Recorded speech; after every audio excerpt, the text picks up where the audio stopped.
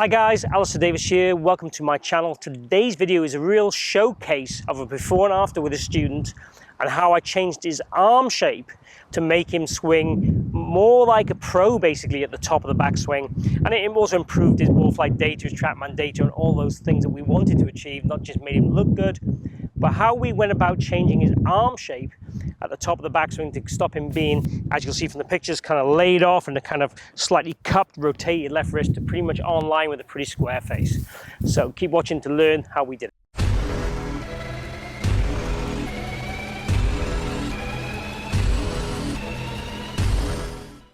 it. So the case in point was a gentleman called Peter. The impact stuff, if you want to talk about that, he tends to hit the ball a little bit skinny, let's call it that. He doesn't hit down on the ball. His Trackman numbers are about 0 angle of attack.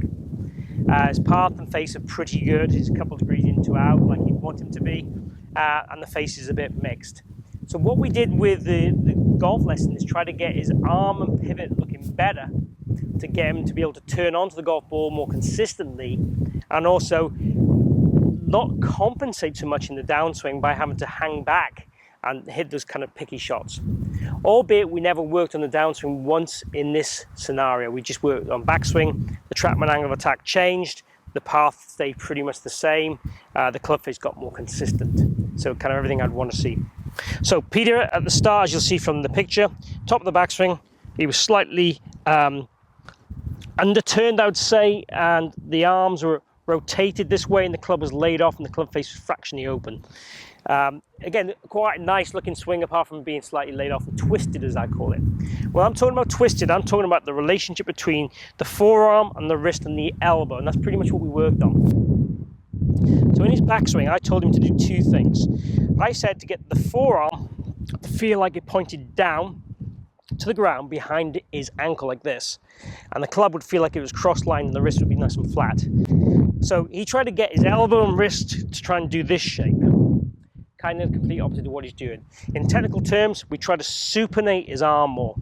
So his arm rotated more this way. If you watch my thumb, to the ground, and then the logo on my glove went more behind me. That was the feeling I told him to do.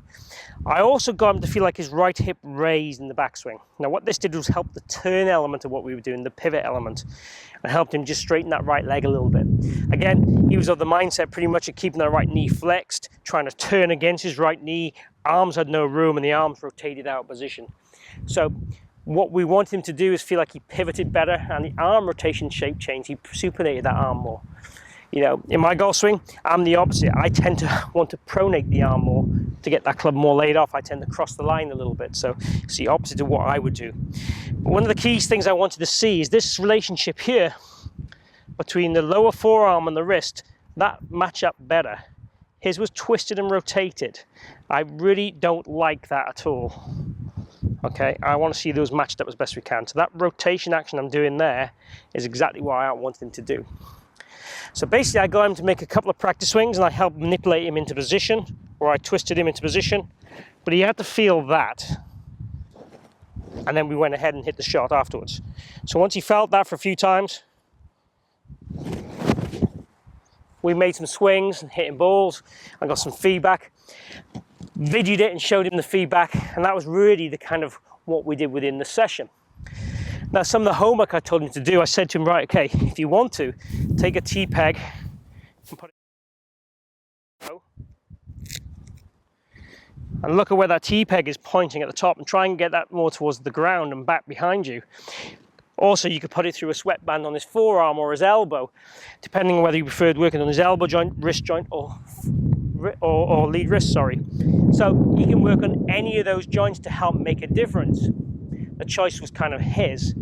So it'll be interesting to see what he comes back looking like. He's got the right homework from my point of view. He's got the right information from my point of view, and we made the change within the lesson. As always, not always students come back looking as good as they leave, because sometimes the natural instincts come back. That's all about the quality of practice and how much you play in terms of practice as well. So if you play a lot and practice very little, it's very difficult to make a change, unless it's a conscious change.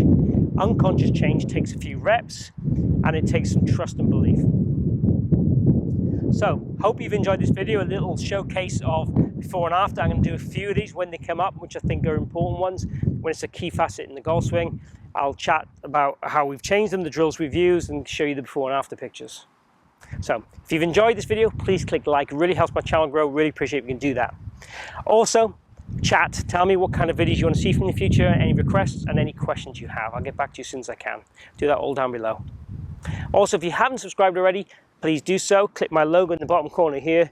Join me in my journey and let's lower your scores and make you a better golfer. Thank you for watching. Thanks to Lumine for hosting me for these videos. Beautiful resort in Spain, just outside Barcelona. Go check it out. And again, see you again here soon.